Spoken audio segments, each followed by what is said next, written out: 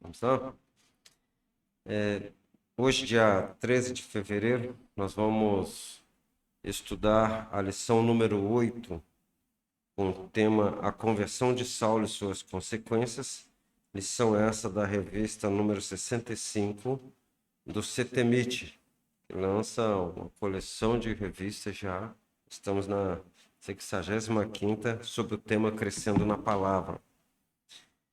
E o assunto nosso, quando fala de conversão de Saulo e suas consequências, vai mostrar como consequência Paulo como o maior missionário, a teologia através de Paulo e Paulo como o maior escritor do Novo Testamento. Não estamos aqui fazendo uma apologia da pessoa de Paulo, mas mostrando como que as pessoas podem ser convertidas e úteis ao Senhor.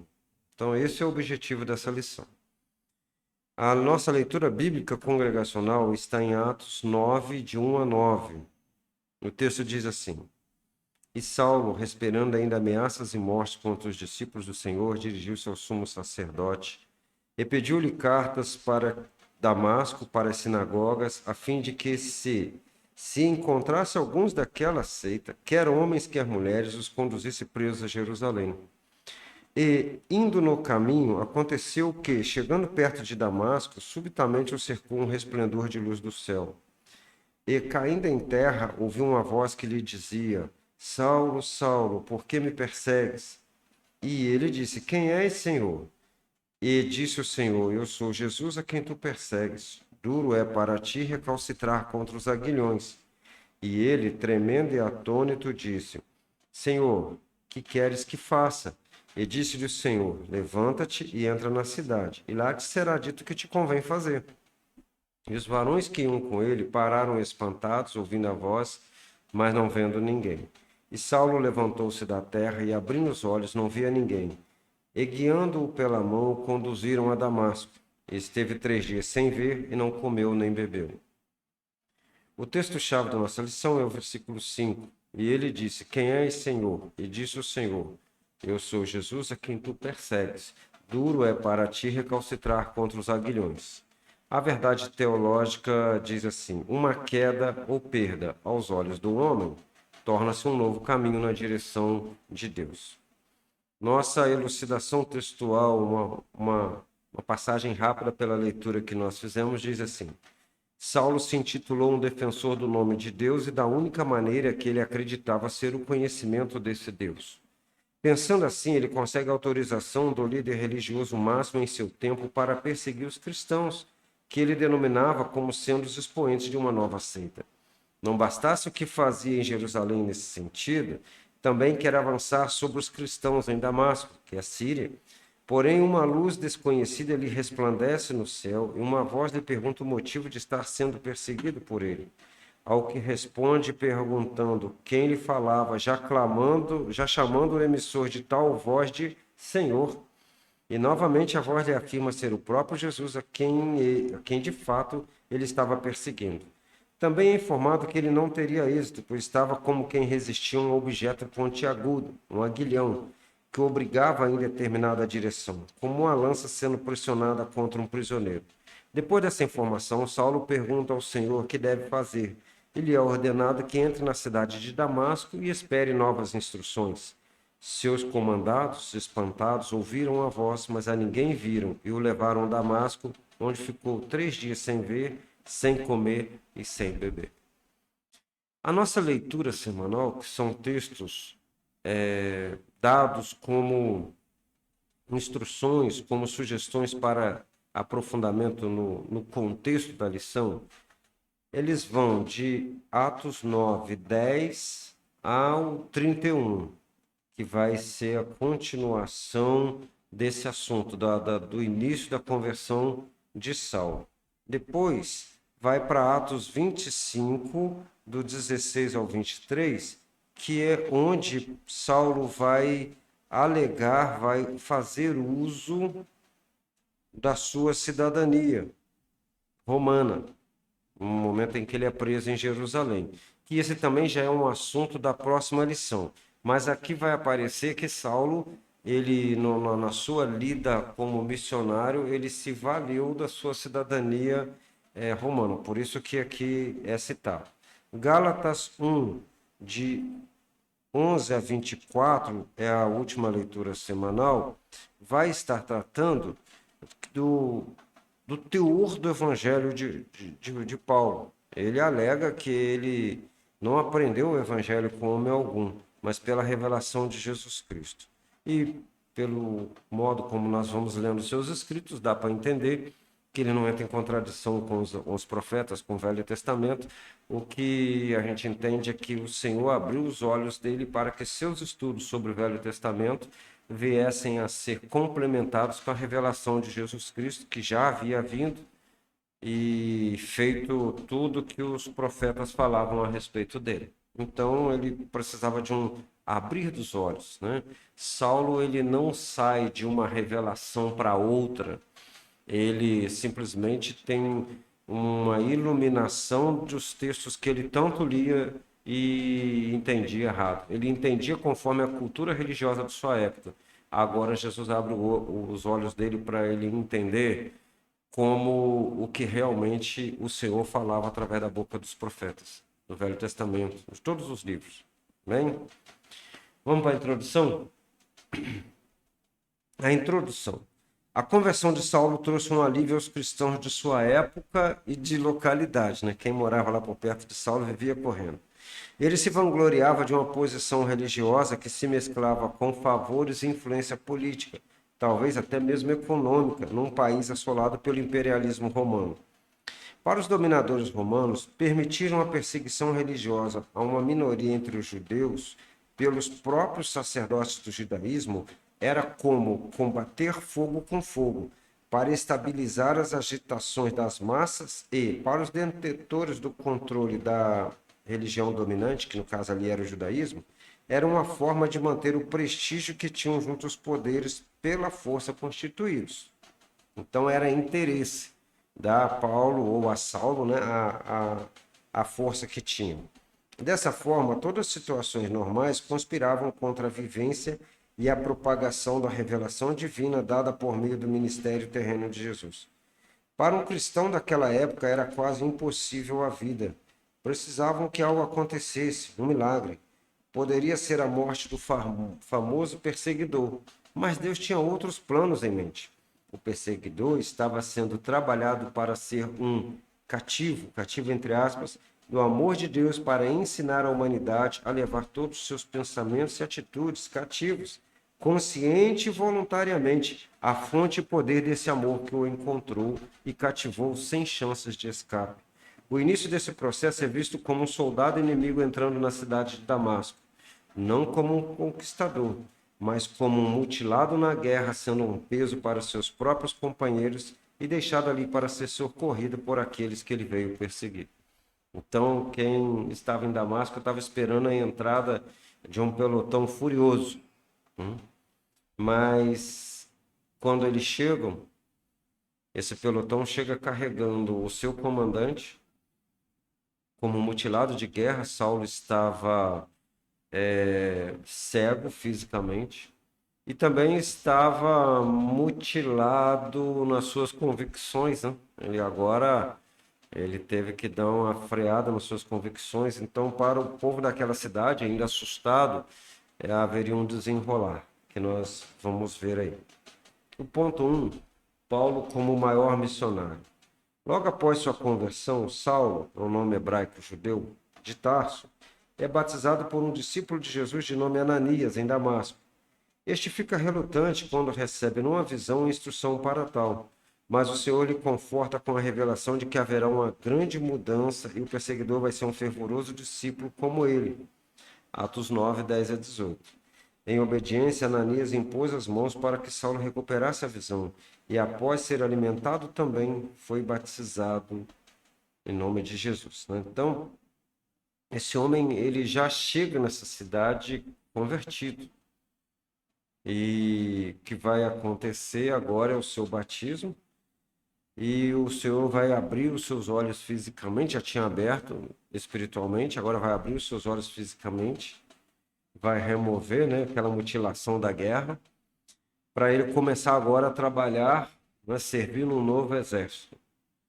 Continuando, as pregações de Paulo, que é o seu nome romano, ele tinha dupla cidadania, começam após ficar alguns dias com os discípulos em Damasco, sempre iniciando pelas sinagogas, onde havia a maior manifestação da revelação de Deus no Antigo Testamento, que é a lei. E, ao mesmo tempo, o maior impedimento de ver o progresso disso por causa de visões distorcidas pela religião judaica. É nas sinagogas que Saulo, né, Paulo, vai ter os maiores problemas. Ele se dirige a eles primeiro para mostrar a eles a revelação daquilo que eles liam e não entendiam, mas vai encontrar problema. É ali que ele vai encontrar seus maiores problemas. Mas ele vai fazer assim. Aí mesmo já começam as perseguições de seus irmãos de sangue. E após uma breve passagem por Jerusalém, onde conheceu Barnabé e alguns apóstolos, foi para Tarso, nos versículos 23 ao 31.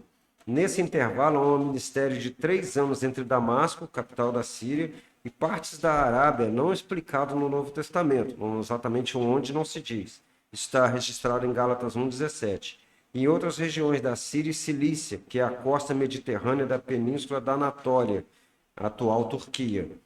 Há um novo período de 14 anos de trabalho paulino, do qual não sabemos de tudo pelos relatos da Bíblia, até que ele reaparece em Jerusalém. Esse registro é feito em Gálatas 1:18 a 2:1. A estratégia de evangelização consistia em avançar pelo Império Romano, uma vez que ele tinha facilidade por ser cidadão romano e usou isso algumas vezes, tem vários registros.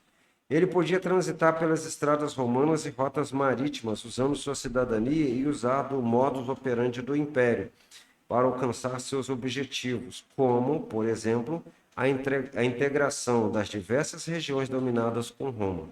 Roma, ela construía estradas para dizer para fazer valer aquele velho ditado que todas as estradas levam a Roma. Era um modo de integrar o império a partir da capital Roma. Para entender isso melhor, basta seguir as viagens missionárias de Paulo na respectiva lição que nós já tivemos com o auxílio de um mapa. Os mapas acompanham até a própria lição.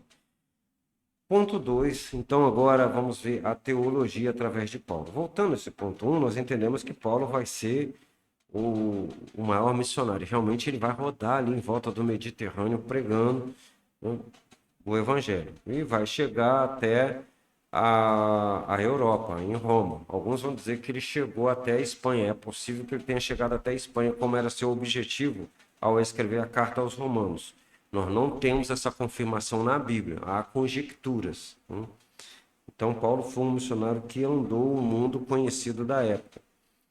A teologia através de Paulo, é o ponto 2. Paulo afirma que o evangelho por ele ensinado foi a ele revelado diretamente por Jesus Cristo. Ele afirma isso em Gálatas 1:11 e 12. Ele fala, mas faço-vos saber, irmãos, que o evangelho que por mim foi anunciado não é segundo os homens, porque não o recebi nem aprendi de homem algum, mas pela revelação de Jesus Cristo. Não para ser contradizente como um antinômico, mas para mostrar a autoridade apostólica a ele conferida. E se está escrito na Bíblia, é a autoridade no que afirma. Isso aqui gera uma controvérsia, porque até Paulo mesmo sofreu no seu ministério acusações de que ele não era apóstolo como os outros que andaram com Jesus. Embora ele é denominado apóstolo aos gentios, são várias coisas, mas aqui a gente para pensar um selo da autoridade de Paulo.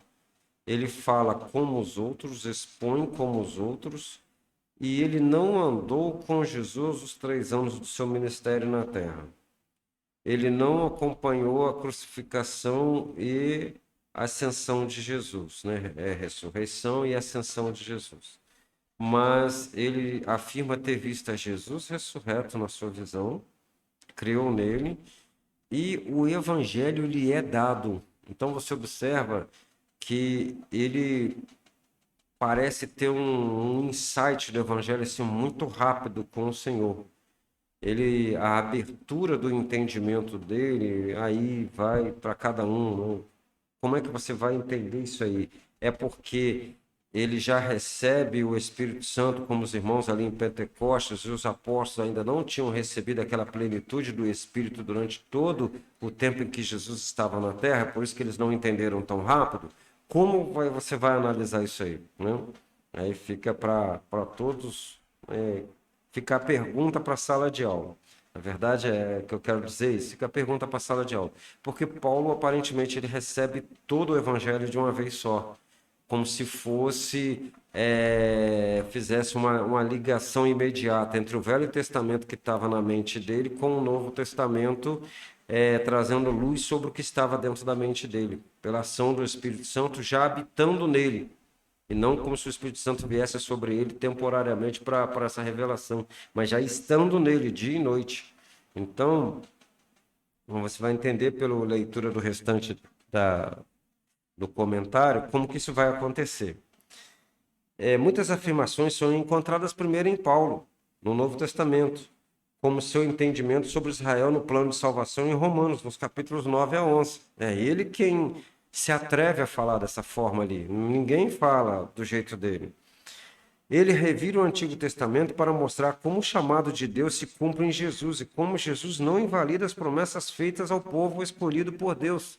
Olha só, como Jesus estica a tenda de Abraão até os gentios sem desfazer dos judeus, como se Deus só tivesse uma quantidade de promessa, como se isso fosse uma vasilha de grãos, e quando ele tira daquela vasilha para dar por de fora, falta por de casa, por assim dizer. Ou dá para os gentios, falta para os judeus. Não. Deus está dizendo que a promessa é tão grande que ela abarca todo mundo sem faltar nada para ninguém. Deus não precisa de tirar a palavra dele de um para passar para o outro. Tá? Como Paulo montou todo o seu entendimento a respeito de Deus e sua salvação? É difícil sistematizar toda a sua exposição doutrinária, todo o seu entendimento parece explodir de repente. Você vai ver isso em Efésios 3:4, como que ele explica isso? Parece que ele recebe de uma vez toda. Ele vai falar assim: pelo que, quando você lê o que ele escreveu, podeis perceber a minha compreensão do mistério de Cristo. De repente, ele fala assim, como se ele aprendesse tudo de uma vez só. Ele usa termos que demonstram sua familiaridade com o pensamento grego, tais como consciência, em Romanos 2,15, natureza, em Romanos 2,14, e com as religiões de mistério, como a própria designação, né, a palavra mistério, em 1 Coríntios 15:51, Efésios 3:3, Colossenses 1:26 e 27, e a palavra perfeita em Romanos 12:2, 1 Coríntios 2:6, Filipenses 3:13 e 15, Colossenses 1:28, dentre outros.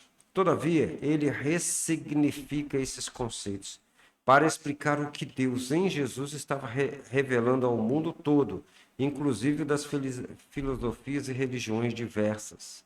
Então, as palavras existiam, aplicada à filosofia, às crenças. E o que o Paulo traz para nós é falar assim, ó, essas palavras vocês estão usando para coisas efêmeras. Essas palavras Deus dá ao vocabulário humano e o entendimento que se deve ter é esse, tá? Nas coisas espirituais. Seu preparo intelectual, onde conhece o pensamento gentil e sua busca de significado para a vida aqui e futura, suas comparações com o monoteísmo judaico, revelado por Deus aos seus antepassados, são passos de preparação para o que vai lhe ser revelado na sua momentânea conversão. Assim, não se pode dizer que ele substitui tudo o que sabia ou cria por uma nova teologia, mas vai com propriedade, por conhecer os dois lados, mostrar como judeus e gentios se enganam quando pressupõem conhecer a Deus por si mesmos. No caso dos judeus, o engano é maior ainda por misturarem revelação divina verdadeira, dada por meio de Moisés e dos profetas canônicos, com preceitos meramente humanos. Então a lei foi dada. O que Moisés falou, falou mesmo. O que os profetas falaram, por meio do Espírito Santo, falaram mesmo. Agora, o modo como as pessoas interpretaram é que ficou errado. né? Daí nasceu a ideia, aceita judaísmo, e é tão sério isso porque não era uma seita unificada, eles tinham as seitas dentro das seitas, diversas vertentes, né? Como, por exemplo, os fariseus e saduceus. A contenda deles serviu até para Paulo quando ele foi preso em Jerusalém, né? Então, quando entra simplesmente o entendimento humano a respeito das coisas de Deus, nós temos problemas. Eu costumo dizer que nós precisamos que Deus nos revele a revelação. Você precisa do Espírito Santo para entender o que Deus está dizendo. A Bíblia, como um livro meramente para ser interpretado pelas regras de interpretação humana, pode trazer diversas vertentes de interpretação, porque nós nos levamos por vieses, sejam políticos, sejam culturais. Qual é a nossa tendência? Você vai querer torcer o entendimento da Bíblia para a sua tendência. Isso é certo, isso é certo. Então você observa que isso já aconteceu, deu no que deu, as pessoas não reconheceram o Deus que se fez carne e crucificaram. A Bíblia diz que a sabedoria desse mundo não é a mesma de Deus, porque se fosse eles não crucificariam a Jesus. Então, observa que tem um problema aí, o homem está eivado pelo pecado, e por isso ele vai fazer as coisas até as de Deus errado. Embora seja um tanto apressado o julgamento, alguns eruditos afirmam que Paulo era um missionário que teologizava conforme a situação. Ou seja, sua teologia era fruto das suas experiências no campo missionário. Mas isso não é verdade, pois se assim fosse, a teologia seria mutável a cada geração da humanidade, uma vez que todas podem expressar suas experiências com Deus. A teologia, como explicação, sistematização do que Deus revelou, não pode ser submissa às experiências humanas, ainda que no campo missionário cristão. Ela perderia autoridade conforme a situação ou cultura onde não pudesse ser aplicada. Ao que os textos indicam na Bíblia, quando o apóstolo começa a escrever, ele já tinha um compêndio teológico completo. Suas primeiras cartas são as duas aos Tessalonicenses, onde sua compreensão da segunda vinda de Cristo é completa, seguida de 1 aos Coríntios, onde no capítulo 15 faz uma analogia da ressurreição de Jesus e sua volta, que não contradiz as anteriores, as outras cartas, aos Tessalonicenses. Uma boa análise da teologia que Paulo nos deixou pode ser inferida da estrutura de sua carta aos Romanos. Olha só que estrutura bonita. O primeiro ele vai falar assim, no capítulo 1, do 18 ao capítulo 3, 20, ele vai falar sobre o pecado. Aí vai falar sobre a justiça de Deus, no capítulo 3, 21 ao 5, 21. A qualidade espiritual da nova vida em Cristo, do capítulo 6, 1 ao capítulo 8, 39. E a demonstração dessa nova vida através da igreja, do capítulo 12, 1 ao 15, 13. Aí depois disso vem as saudações, as despedidas, e os capítulos que estão faltando aí, nós já falamos aqui, que são os capítulos 9 ao 11, onde ele trata ele faz como que um adendo, um apêndice dentro ele para o assunto e vai falar da situação de Israel em relação à nova aliança. Ele só para ali, faz essa, essa, essa observação com relação ao Israel e volta ao assunto do cristianismo aplicado aos gentios e a Israel também, claro. 3. Paulo como o maior escritor do Novo Testamento. O Novo Testamento é composto de 27 livros, sendo 21 destes na forma literária de epístolas, cartas. Dessas, 13 são de autoria paulina, divididas em cartas às igrejas, Romanos até 2 Tessalonicenses, cartas pastorais e uma pessoal. As pastorais são 1 e 2 Timóteo e Tito, e uma pessoal que é Filemão. 4 desses escritos foram feitos durante seu primeiro período de aprisionamento por causa da fé em Roma. Efésios, Filipenses, Colossenses e Filemão. E 2 Timóteo pode ter sido escrito durante o derradeiro período de prisão, para quem acredita que ele teve 2 períodos de prisão em Roma. Nesses escritos sempre há a intenção de mostrar a doutrina de Cristo como basilar para a salvação que o ser humano necessita ter e a aplicação dessa doutrina na vida diária. Esse é um padrão de organização dos escritos paulinos, mas os motivos que o levam a escrever podem ser diversos, então onde se infere, erroneamente, que sua teologia é situacional. Então, Paulo tem o hábito de escrever assim. Ele escreve mostrando, ele faz a saudação, mostra uma exposição doutrinária que serve para todo mundo, e depois ele parte para a aplicação que pode ser relativa a uma situação da igreja local, aonde ele estava escrevendo, para quem ele estava escrevendo, mas que a gente sabe que serve para a igreja toda até a volta de Jesus, e depois as saudações, as despedidas, né? Esse é um padrão encontrado nas cartas de Paulo, né? E a gente não pode pegar esse padrão e falar que ele desenvolveu sua teologia conforme a situação. Seria como hoje, né?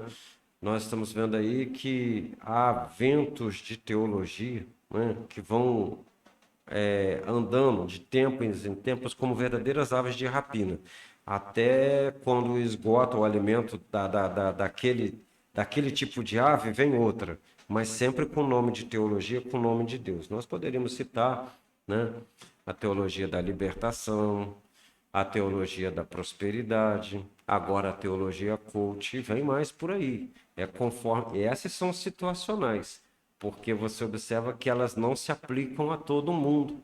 Não se aplica a todo mundo, tá? Nós não vamos citar muita coisa aqui, porque pode parecer que nós estamos sendo reacionários, mas pela Bíblia você vai entender, por exemplo, um exemplozinho, que a teologia da prosperidade não serve para todo mundo. Tem gente que, por mais que ele tenta aplicar aquelas ideias ali, ele não vai sair de onde ele está, correndo o perigo de afundar ainda mais naquilo que ele queria levantar, naquilo que ele queria melhorar. Então, e aí ele vai ser acusado que ele não tem fé, que isso, que aquilo. E a gente nota que em alguns lugares é covardia mesmo um negócio desse, é uma maldade. Então, que a gente tenha isso nosso entendimento. Aí fica para a sala de aula, onde cada grupo pode estudar, pensar bem sobre essa deixadinha que nós estamos deixando, nós estamos aplicando aqui para que o pessoal possa, para que os professores e alunos possam desenvolver, tá? Continuando. Paulo escreve aos Romanos com a intenção de se dar a conhecer uma igreja que ele não fundou e obter a ajuda dela para alcançar o limite ocidental do mundo conhecido de sua época, que era a Espanha. Em 1 Coríntios, o objetivo maior é corrigir desvios doutrinários diversos na igreja que ele fundou: divisões, casamento, litígios, batismo e ceia do Senhor, ressurreição corporal de Cristo, etc.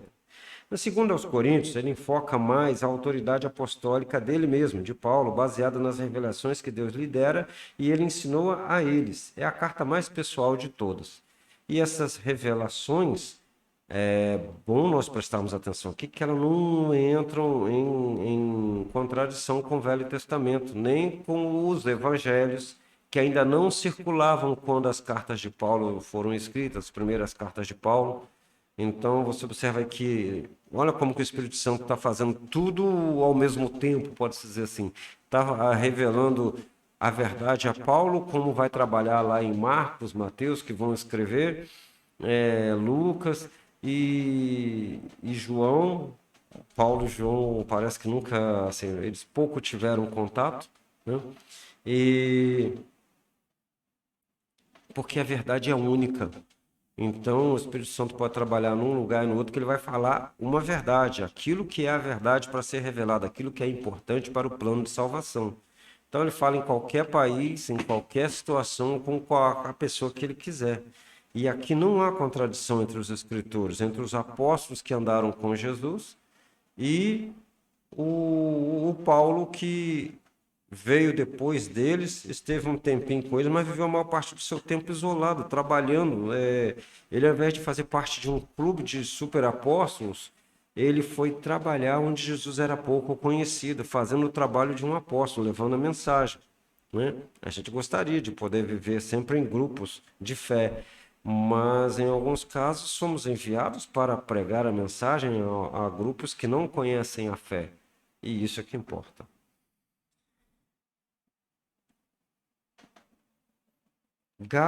Aos Gálatas é uma carta de repreensão severa a uma igreja que está cedendo aos judaizantes. Aos Efésios mostra que Cristo reconciliou toda a criação com Deus e uniu pessoas do mundo todo numa nova nação, que é a igreja. Aos Filipenses é uma carta de um pastor feliz com os bons procedimentos de uma igreja, baseados na percepção da pessoa e obra de Cristo. Somente uma repreensão, que soa mais como um aviso, existe na carta de Filipenses, né? Filipenses 3:2. Guardai-vos dos cães. É uma repreensão até boa, né? Ó, vocês estão bons, vocês estão bem. Não deixa os cães entrar no meio de vocês aí, não, né? Embora o cachorro seja um animal de estimação muito útil e muito amigo, mas aqui a palavra cão aqui se refere a alguém que você não quer ter por perto mesmo, né? Seja por questões de fé ou de moral, né? Então ele fala, ó, guardai-vos desses cães, né? Você prega o evangelho para ele, mas não deixa ele falar com você. É por aí, não dá voz para ele. Colossenses é escrita para mostrar a superioridade de Cristo sobre as crenças em poderes cósmicos e o lugar da igreja junto a ele. 1ª e 2ª Tessalonicenses corrigem erros com relação ao pensamento sobre o tempo da volta de Jesus e a estada da igreja com ele. E os irmãos, a pergunta era, e os irmãos que faleceram, eles não vão participar da segunda vinda de Cristo, da volta de Cristo? E Paulo escreve corrigindo esse pensamento. 1º e 2º Timóteo e Tito são cartas a pastores mais jovens com instruções diversas sobre como conduzir a igreja de Cristo. E Filemão é uma carta onde Paulo usa de argumentos retóricos, apontando para uma situação específica e exige um posicionamento do ofendido igual a que Cristo teve com ele. Então, ele está lidando aqui em Filemão com o senhor de escravos e o próprio escravo, né? E o escravo fugiu do seu senhor, se converteu, e o senhor era crente. Então Paulo fala, olha, vocês têm que se entender como irmãos. E exige do que tinha o poder na mão para que ele aprendesse isso, não usar o poder, mas olhar o que seria que Cristo ia fazer num caso como esse. E essa carta, ela é extremamente útil até hoje, apesar de tão pequena. Então, a conversão de Paulo trouxe muitas consequências para a igreja, consequências boas, né? Não só o fato de cessar a perseguição, mas também serve para mostrar que algumas pessoas são muito proativas. Paulo era proativo, ele era fabuloso no que ele se propunha a fazer, ele não era uma pessoa comum. Esse Saulo, né, que veio a ser mais tarde chamado somente pelo seu nome romano, Paulo, né? Ou alguns vão dizer que ele preferiu o nome Paulo porque quer dizer pequeno, mas isso não se comprova com alguns escritores. Ele é proativo, é dele, ele é inquieto. Ele perseguiu a igreja porque ele achava que era certo. Depois, quando o Senhor Jesus se revela para ele, lhe mostra, né, a verdade, ele se torna um grande ajudador da igreja, né? Uma pessoa que está trabalhando pela igreja. Fica uma pergunta. Se Paulo foi convertido, por que não foi convertido pela pregação da igreja? Ele se converteu, não se converteu? Por que Jesus vai falar pessoalmente com ele? Por que não falou através da igreja? Os irmãos não eram cheios do Espírito Santo? Não tinha lá o próprio Estevão, por exemplo, onde Saulo... O Estevão era cheio do Espírito Santo. O Filipe, Pedro, João, Tiagos, né? Tanto o irmão de Jesus quanto o irmão de João e todos os outros. Barnabé. Por que o bendito do Saulo não é convertido pelo trabalho desses homens? Que aí uma pergunta, tá? Aí depois que você achar a resposta, manda para nós. Porque será que Saulo era uma pessoa à parte? de todas as outras do globo que precisava de Jesus, vim falar diretamente com ele. Aí então liberou a proatividade dele para o lado certo. Você sabe que você não pode fazer disso uma doutrina, né? Você sabe que tem coisas que na soberania de Deus que a gente não vai saber explicar e nem pode fazer disso uma doutrina. Ok? Mas fica a pergunta. Conclusão. A conversão de Saulo privou o mundo judaico de um bom soldado e o leva para o mundo cristão como um herói de guerra. Ele sai de um engano teológico para o desvendar de todo o conhecimento de Deus, de concepções mortas a respeito dos livros para a vida que Deus sempre mostrou através da revelação escrita, o Velho Testamento, agora manifestada em carne, que é Jesus. Então,